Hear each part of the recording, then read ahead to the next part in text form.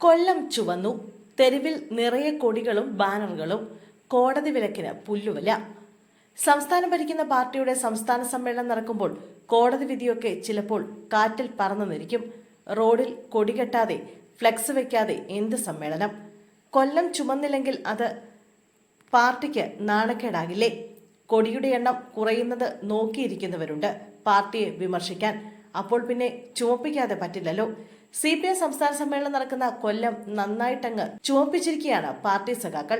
എന്നാൽ കൊല്ലത്തെ രക്തപതാക കണ്ടിട്ട് അത്ര കണ്ട് ഇഷ്ടപ്പെടാതിരുന്ന ഹൈക്കോടതി സംഭവത്തിൽ വിമർശനം ഉയർത്തിയിരിക്കുകയാണ്. പാർട്ടിയെ മാത്രമല്ല, എല്ലാത്തിനും മൗനസമ്മതം നൽകുന്ന സർക്കാരിനെയും കോടതി വിമർശിച്ചു. അതും രൂക്ഷമായ ഭാഷയിൽ. റോഡിൽ ഫ്ലെക്സ് ബോർഡുകൾ സ്ഥാപിക്കുന്നതിലും കൊടിതോരണങ്ങൾ ഉപയോഗിക്കുന്നതിലും വീണ്ടും വിമർശനവുമായി ഹൈക്കോടതി രംഗത്ത് വന്നു.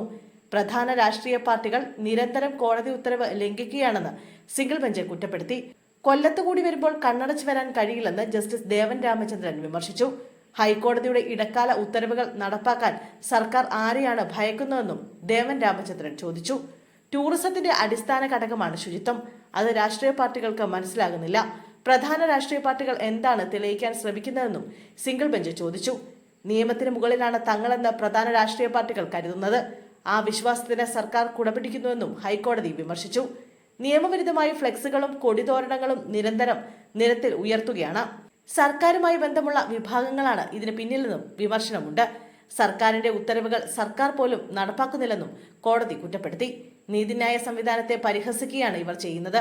ഭരണകൂടത്തിന്റെ പിന്തുണയില്ലാതെ ഹൈക്കോടതിക്ക് മുന്നോട്ടു പോകാനാകില്ല. സംസ്ഥാനത്ത് നിയമവാഴ്ചയില്ലെന്ന് സർക്കാർ അംഗീകരിക്കുമോ എന്നും കോടതി ചോദിച്ചു.